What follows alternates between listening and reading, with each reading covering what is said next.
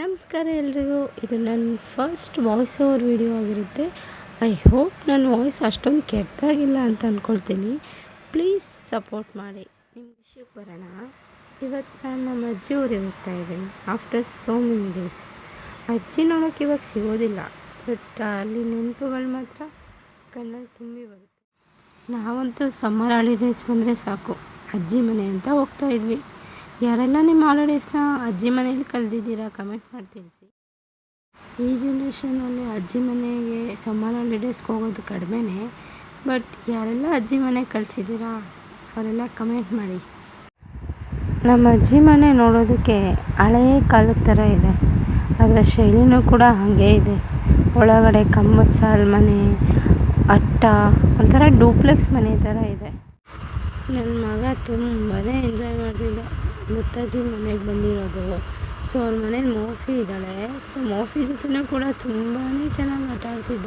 ಮಕ್ಕಳಿಗೆ ಅದೇನೋ ನಾಯಿ ಬೆಕ್ಕು ಮನೇಲಿದ್ದರೆ ಅವರಿಗೆ ಟಾಯ್ಸೇ ಬೇಡ, ಅದ್ರ ಜೊತೆನೇ ಆಟ ಆಡ್ಕೊಂಡು ಬೆಳೆದ್ಬಿಡ್ತಾರೆ ಮಕ್ಕಳು. ನಿಜ ಅಲ್ವಾ? ನಿಮಗೂ ಹಂಗೆ ಅನಿಸುತ್ತಾ? ಕಮೆಂಟ್ ಮಾಡಿ. ನೋಡಿ, ಹಳೆ ಕಾಲದ ಥರ ಶೋಕೇಶ್ ಇದೆ ನಮ್ಮ ಅಜ್ಜಿ ಮನೆಯಲ್ಲಿ. ಕಂಬದ ಸಾಲುಗಳು, ತುಂಬ ವಿಶಾಲವಾಗಿರುವಂಥ ಹಾಲ್ ಇದೆ.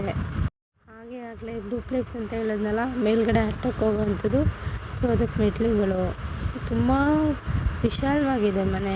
ಮೇಲ್ಗಡೆನೂ ಕೂಡ ಮಲ್ಕೋಬೋದು. ಅದ್ರ ಮೇಲ್ಗಡೆ ಇನ್ನೊಂದು ಅಟ್ಟ ಇದೆ, ತ್ರಿಪ್ಲೆಕ್ಸ್ ಥರ. ಸೊ ಇದು ನೈಟ್ ವ್ಯೂ ಆಗಿರುತ್ತೆ ಆಚೆಯಿಂದ. ಮುಂಚೆ ಮೋಲ್ಡ್ ಇತ್ತು, ಸೊ ರಿಪೇರಿ ಮಾಡಿಸಿ ಶೀಟ್ ಹಾಕ್ಸಿದ್ದಾರೆ. ಸೊ ಇದು ನೈಟ್ ವ್ಯೂ ಆಗಿರುತ್ತೆ. ನಾವು ಹಾಲಿಡೇಸಿಗೆ ಬಂದಾಗ ಎಲ್ಲ ಇಲ್ಲೇ ಅಟ್ಟದಲ್ಲೇ ಮಲ್ಕೋತಾ ಇದ್ವಿ. ಅದೆಲ್ಲ ಇವಾಗ ನೆನಪಾಗಿ ಉಳಿದಿದೆ ಅಷ್ಟೇ. ಆ ದಿನಗಳು ಎಷ್ಟು ಖುಷಿ ಇರ್ತಿತ್ತು ಅಲ್ವಾ? ಊಟ ಮುಗಿಸ್ಕೊಂಡು ಮನೆ ಕಡೆ ಹೊರಟ್ವಿ, ಆದರೆ ಮಿಸ್ಸಾಗಿ ಡೆಡ್ ಎಂಡ್ ರೋಡಿಗೆ ಬಂದುಬಿಟ್ಟಿದ್ದೀವಿ. ಮತ್ತೆ ವಾಪಸ್ ಹೋಗಿ ಮತ್ತೆ ಬೇರೆ ಕಡೆಯಿಂದ ಊರ ಕಡೆ ದಾರಿ ಇಟ್ಕೊಂಡ್ವಿ ಅಷ್ಟೇ. Thank you for watching.